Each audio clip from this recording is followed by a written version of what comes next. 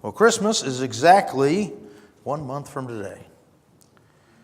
If it seems like Thanksgiving came up awful fast this year, that's because it did. The Thanksgiving always lands on the fourth Thursday of November, and so the date varies from year to year on the calendar. But the earliest date that's possible is the 22nd, which is exactly what happened this year. So we had the earliest Thanksgiving possible. Christmas, however, always lands on the 25th, and so it moves around in the week. But this year's calendar cycle with those two factors mean that we have the earliest Thanksgiving possible and the most possible days between Thanksgiving and Christmas. So how many of you are 100% ready for Christmas? You're waiting for Cyber Monday? Is that the deal? I mean, what's the... Well, if you're not ready yet, I have good news for you. This year, you get the maximum number of days possible after Thanksgiving to prepare for Christmas. Isn't that nice to know? How many of you are longing for Christmas and you just can't wait till it gets here? Okay, a couple of us. If you're anxiously waiting for Christmas, well, then I have bad news for you. Because this year, you get the maximum number of days possible from Thanksgiving to wait for Christmas. Now, as we grow older, I do think the excitement of Christmas coming seems to kind of lessen. But think back to your childhood. Most of us probably can remember a time when we were anxiously waiting for Christmas Day to finally arrive. Excuse me. Can you think back to that time? You just wanted Christmas to be there. You were anxious to get there. Let me suggest to you that this sense of longing is actually a good thing. That there's kind of a holy expectancy. And spiritually speaking, it may be something God has built into Jesus coming into our world, I think in both His first and second comings. And we kind of relive that in our sense of Christmas. There's a sense of longing for something that we have to wait for that builds our faith. Having to wait for something, and you know God's going to do it, and you're hoping for God, and you put your faith in, but you have to wait and have to get ready for it and have to prepare for it. Sometimes that can even be painful or expensive or a lot of work. Those things help build our faith. About waiting for the day of Jesus, that Jesus the Messiah will come and make everything right, as well as all the struggles we go through waiting for that day. The Apostle Paul wrote these words. This is actually in Romans chapter 8. And I want you to think about this and think about it, the second coming of Christ, but think about it also for the first coming of Christ, because that is a part of God's redemptive plan. Romans chapter 8, beginning in verse 18. Paul writes, "For I consider that the sufferings of this present time are not worth comparing with the glory that is going to be revealed to us. For the creation eagerly waits with anticipation for God's sons to be revealed. For the creation was subjected to futility, not willingly, but because of Him who subjected it, in the hope that the creation itself will also be set free from the bondage to decay into the glorious freedom of God's children. For we know that the whole of creation has been groaning together with labor pains until now. Not only that, but we ourselves who have the Spirit as the first fruits, we also groan within ourselves, eagerly waiting for adoption, the redemption of our bodies. Now in this hope we were saved, but hope that is seen is not hope, because who hopes for what he sees? Now if we hope for what we do not see, we eagerly wait for it with patience. Our spiritual lives are spent waiting the revelation of Jesus. Now that's not to say we don't have Him in our lives now, because we do as believers. God gives us His Spirit as the seal of our relationship with Him as the bride of Christ. But what we have now is just a taste compared to what's to come. We can have the joy of the Lord now, but I'm going to tell you, when we get to heaven, that's going to be joy. We can experience, the elation of God's glory and wonderful things, but I'm going to tell you, when we get to heaven, this will be nothing to compare to that. In a way, I kind of want to liken it to, as you're getting ready for Christmas, I always love Christmas time. It's my personal favorite holiday. But, there's snacks, there's decorations, there's all kinds of fun stuff leading up to Christmas. But none of it is quite as good as Christmas Day, right? You wake up in the morning, there's the tree, there's the presents, there's the food and the family and all of the things that you look forward to. I think that's what it's going to be like for us and for the whole world when we finally see Jesus and what He's really given to us. Understand, the whole world is groaning, waiting for that moment, waiting for God's redemptive plan to unfold. And God's plan does unfold in two stages. First, the first coming of Christ, where Jesus came, and that's what we celebrate when we talk about Christmas. And then the second coming of Christ, that we are still eagerly waiting for, anticipating, with a holy anticipation. Now just remember, all the waiting, all the work, all the preparation, even the suffering, Paul tells us, will seem like nothing when we finally see Jesus. Now, this isn't entirely just a New Testament concept. It seems an important ingredient in Christmas from the very beginning. So please understand, when I say Christmas here, I'm not just speaking about a holiday that we have in our modern society. Okay, I'm not talking about reindeer and Santa Claus. I'm talking about Christmas in the concept of the real Christmas. This is when Jesus, the Messiah, came. And I'll tell you honestly, I don't know what day of the year He came. We celebrate the 25th. I think we should celebrate 365 days of the year. Be fine with me. We play Christmas music all day long, every month. It doesn't bother me. But we have a reason to celebrate, and that's that Jesus, the Messiah, came to our world. And that's worth being excited about. Now, there's numerous prophecies that foretold the day of His coming. Centuries before He came, some of them even millennia before He came, God foretold His arrival. He told us Christ was coming, but we had to wait. We had to wait. Think about that. Think about knowing the Messiah is going to come and you've got a few thousand years to wait until He gets there. See, we're on the other side of that equation. Jesus has already come, but then yet at the same time, we still have time to wait before He comes back again. There's kind of this anticipation. The prophet Isaiah, and we'll look primarily at him, but the prophet Isaiah warned of a coming Assyrian invasion, and he warned of all the hardships that would come upon God's people because of it. But then in the very next breath, he tells of the Messiah who is going to come to save them. And I think it's significant for us to remember, even in the most difficult times, God is there with us. He doesn't abandon us, but He offers light and hope in the middle of our darkness.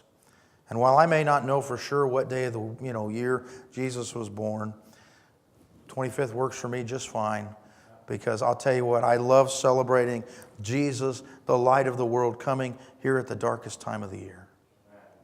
You know what I'm saying? It just seems fitting to me. Now, after warning about the bad things that were going to come and happen, Isaiah wrote this next. This is Isaiah chapter 9, beginning in verse 1. Nevertheless, and all this other bad stuff's going to happen, nevertheless, the gloom of the distressed land will not be like that of the former times, when He humbled the land of Zebulun and the land of Naphtali. But in the future, He will bring honor to the way of the sea, and to the land east of the Jordan, and to Galilee of the nations. The people walking in darkness have seen a great light. A light has dawned on those living in the land of darkness. And that verse 2 actually is quoted in Matthew 4:13. We are told that Jesus left Nazareth and went to live in Capernaum by the sea in the region of Zebulun and Naphtali to fulfill specifically this prophecy. Amen. Matthew tells us the fulfillment of Isaiah chapter 9, verse 2. Isaiah continues on. You have enlarged the nation and increased its joy. The people have rejoiced before you as they rejoice at harvest time and as they rejoice when dividing the spoils. That kind of sounds like Christmas morning, right? Somebody got it. For you have shattered the oppressive yoke and the rod on their shoulders, the staff of their oppressor, just as you did in the day of Midian. For every trampling boot of battle and the bloodied garments of war will be burned as fuel for the fire. All the pieces of war, they're going to be gone. Verse 6, for a child will be born for us. A son will be given to us, and the government will be on his shoulders. He will be named Wonderful Counselor, Mighty God, Eternal Father, Prince of Peace. The dominion will be vast, and its prosperity will never end. He will reign on the throne of David and over his kingdom to establish and sustain it with justice and righteousness from now on and forevermore. The zeal of the Lord of armies will accomplish this. The zeal of the Lord, Isaiah tells us, will bring a son who will take the wrong, the war, the killing, the destruction of this world and turn it around. This son, who was he going to be? What was he going to do? Well, Isaiah tells us a couple of things. He tells us he will reign eternally on the throne of David, fulfilling the promise God made David about always having one of his descendants on the throne of Israel. This son, he will establish an eternal kingdom of God in righteousness. And I couldn't help but go in my mind to the prophecies of Daniel, how God's kingdom would come and overtake the kingdoms of this world. And I know Daniel makes that prophecy, over 100 years after this particular prophecy in Isaiah. Who will he be? He will be the Wonderful Counselor. This son that's coming is going to be this Wonderful Counselor. He will be Mighty God. He will be the Eternal Father.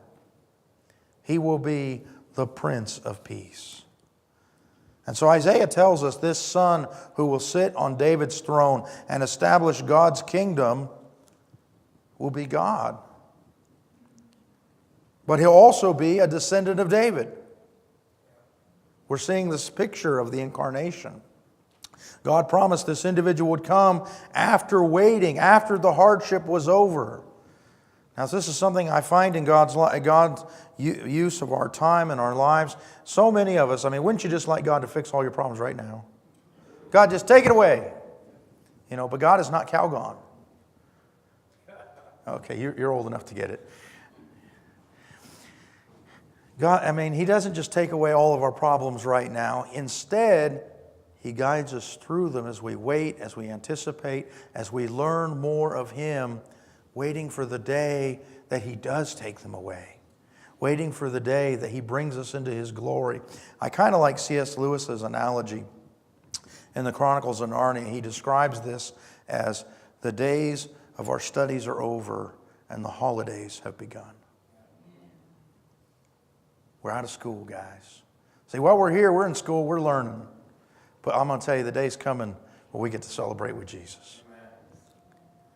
God planned for Jesus to come and to save us from the very beginning. From the very beginning. In fact, the first hint of God's plan can be found in God's statement to the serpent in the Garden of Eden. This is Genesis chapter 3, verse 15. This is after Adam and Eve have sinned. They've eaten the fruit of the tree, and God is there talking to the serpent, to Adam and to Eve. Chapter 3, verse 15, God says this to the serpent, I will put hostility between you and the woman, and between your offspring and her offspring. He will strike your head, and you will strike his heel. Here we have all the way back to the Garden of Eden, God beginning His promise. Even in the moment of judgment, even in the moment of man's first sin, in the moment of God handing down sentence upon them, God includes that He is going to have the seed of the woman, her offspring, come and strike the head of the serpent. God tells His plan. The seed of the woman is going to step on Satan's head. Jesus will defeat Satan. But Jesus would also be wounded in the encounter. You know, I've never seen an accurate picture depicting Satan. Don't believe everything you see on TV. I mean, usually he's got, red pajamas and a tail and horns. But I want to tell you, if you ever wanted an accurate picture of Satan, it needs to have a nail-scarred footprint right in the middle of his forehead. Because Jesus kicked him right in the head. It says the seed of the woman, her offspring, going to stomp his head. God knew, God foretold the coming of the Messiah. All the way back to the Garden of Eden. This was going to happen. This was going to happen. If you go fast forward to Genesis chapter 49, verse 10, we read this. The scepter will not depart from Judah, or the staff from between his feet, until he whose right it is comes, and the obedience of the peoples belongs to him. Who's Jacob foretelling? This king that's going to come from the line of Judah that will actually have obedience of the peoples, the nations. Now it amazes me that before Israel was even a nation, when it was really just one big family down in Egypt, this is before they spent 400 years in slavery, not only did God tell that a king is coming, but through Jacob, God reveals that it's going to come through his son Judah. God already had it planned. God already had it planned down to the detail. When Balak called for Balaam to come and curse Israel, we're going to hit the numbers real quick here. Instead, he blessed Israel, and you can remember that whole story with Balaam and his donkey, who later made it in the movie Shrek. Seriously, that's what it's supposed to be. But anyway, but Balaam blessed Israel and told what would happen. In his oracles, you can find this is Numbers chapter 24, verse 17. Balaam says, I see him, but not now. I perceive him, but not near. A star will come from Jacob, and a scepter will arise from Israel. This is considered the prophecy that alerted the wise men to the concept that a star would signal the birth of a new king. That the Messiah would be shown this way. That a star would rise from Israel. But understand that prophecy goes all the way back to Numbers in the days of Moses. As Israel hasn't even entered the promised land yet. They haven't even set up the temple yet. They haven't done any of the stuff. This is when they're still in the wilderness and God is sending word. The day is coming. It's not yet, but it's coming. When the Messiah will come, a star will rise in Israel. There's a long wait for the fulfillment of this prophecy. In 2 Samuel 7:16, God, speaking to David, makes this promise. He said, your house and kingdom will endure before me forever, and your throne will be established forever. King David, who was from the tribe of Judah, that fits what we've already read in Genesis. King David, who was promised that lineage, that his sons, his descendants would reign eternally on the throne of Israel. God would make him an enduring house that would never end. Micah chapter 5 verse 2 writes this. He says, Bethlehem Ephrathah, you are small among the clans of Judah. One will come from you to be ruler over Israel for me. His origin is from antiquity, from ancient times. God not only promised the king of Judah would come from the line of David, but here, almost 600 years in advance of the Messiah being born, we're told where he's going to be from. He's going to come from Bethlehem. In this case, Micah explains this. He also explains that this person, this son, this king who's going to rule over Israel, his origin is from antiquity, from ancient times. In Hebrew, this would be a way of saying he's eternal. He's from before the world began. He's from before everything we know. And yet he's coming in the future. In Isaiah chapter 7, verse 14, we read, "Therefore, the Lord himself will give you a sign. See, the virgin will conceive, have a son, and name him Emmanuel." The Lord was going to give a great sign of his deliverance. There would be a virgin, a young lady, and she would conceive, and she would have a son. Understand, this matches all the way back to what God said in Genesis about the offspring of the woman. The seed of the woman would come and crush the serpent. It's interesting and it's just amazing how the consistency of Scripture from Genesis, you can go all the way through Revelation, but from Genesis all the way up to Jesus, consistently pointed to the fact that the Messiah would come, that he would be virgin born, that he would be God in human flesh, that he would come and reign on the throne of David. All of these things had to happen for the Messiah. But understand, even with God telling all of this would happen, it had to be waited for. God's people had to wait. They had to look forward expectantly. By the way, it said the son would be called Emmanuel, meaning God with us. Now, these are just a few examples of how God foretold the coming of Jesus. This is just some of it. There's more. There's more. In fact, the Bible, all through the Old Testament, all through the law, all through the prophets, all through the Psalms, they point to Jesus. They point to Christ and God's Messiah coming to save us all. And Jesus, actually, on the road to Emmaus, it says that he opened the law and the prophets, and he discussed with the disciples there, pointing out all the places that pointed to him. They served that purpose of pointing to the coming of Jesus. But in all of those promises, God's people had to wait. They had to wait for Christmas. And by that I mean the birth of Christ. They had to wait with anticipation. We don't always think of it quite the same way, but really it's very similar. Jesus came and he did his atoning work for us. He went to the cross. He paid the price of our sin. He went into the tomb. He rose from the dead. He ascended to the Father. And he is now awaiting the day that he will return. We are now awaiting the day that he will return. God's people, based on all the promises of Scripture, wait the day that Jesus will come. We wait with anticipation. You might say we wait for Christmas, for the day of Jesus coming.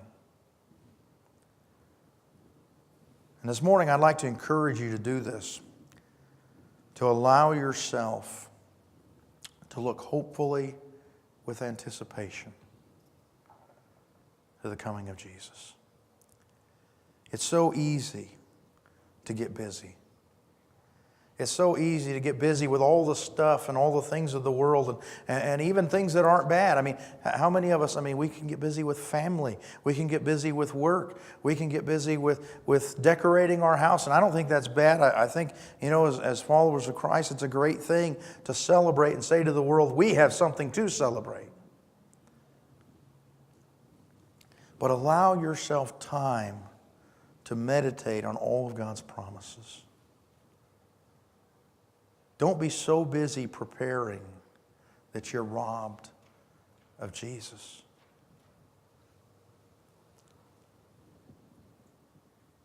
We need to pause and allow ourselves that holy anticipation.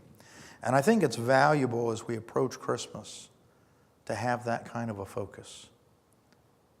Not because December 25th is special or because, any of our modern trappings of Christmas are special, but because Jesus came. Because God spent thousands of years preparing his people so that they could wait in anticipation for the coming of the Messiah. And now, here we are in the year 2018 in anticipation of the day He will come again. God has built into the spiritual mechanism of forming us this holy anticipation. Don't ignore it. Don't fight it. Yield to it. Allow yourself the time to focus on Jesus and be excited about His coming, both that He came and that He's coming again. Celebrate the coming of the wonderful Counselor. I'm going to tell you, if you're troubled, if you have things in your life that trouble you, things in your heart, things in your mind, take it to Jesus. Now, I'm not against counseling. You know, you can go to don't come to me for counseling. I'm not good at it. I mean, I'll do counseling, but you know, my number one thing is say, well, you grab hold of those bootstraps and you pull. I've watched too much John Wayne to be a good counselor. Okay, I just tell you, you know. Actually, my wife, you know, she'll say, you know, this happened, or my boys will say this. I say, well, that was dumb. Why'd you do that? You know, that's a bad answer. If you didn't know that, okay. I've learned that.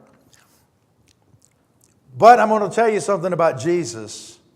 He's a wonderful counselor. He will never steer you wrong.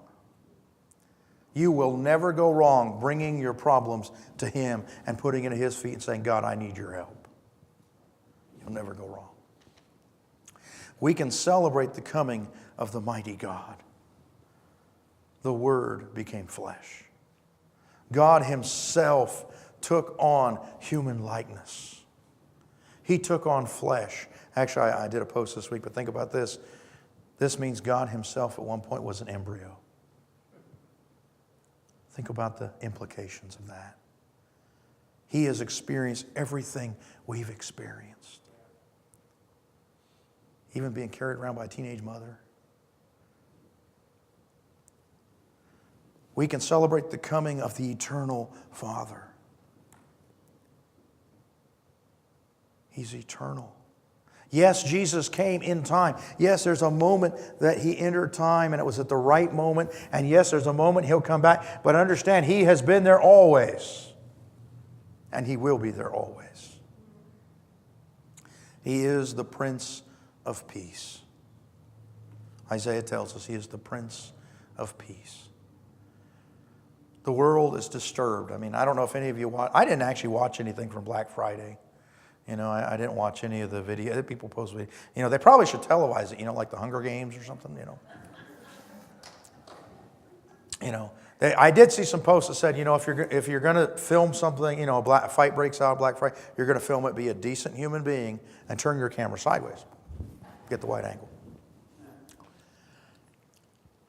But understand, no matter what trouble this world has, no matter what turmoil is going on, no matter how foolish people may be, no matter what wars, no matter what famines, even last week we heard about genocide, no matter what happens, understand Jesus is the Prince of Peace. And He has come, and He has begun His kingdom in us. And He will come again and complete it, and it will overtake the kingdoms of this world. And the day is coming, as Isaiah put it, when the boots and garments of war will be put away, they will be burned, and the Prince of Peace is going to reign. That day's coming. Don't let the troubles of this world distract you from the eternal promise of God. His kingdom will overtake this world. And my guess is that day, when we get to that day, it's going to be like the greatest Christmas we could ever imagine. You know, Jesus talked about coming into His kingdom like a little child. I can just imagine when the day comes and Jesus comes and He makes everything right. The joy we will feel, the excitement we will feel, how everything will seem. We may have lived through all this dread and everything wrong in the world, but when that day comes, it's going to be like waking up on Christmas morning. And we're going to celebrate with Jesus. So enjoy that holy anticipation as we wait for Him. Let's pray.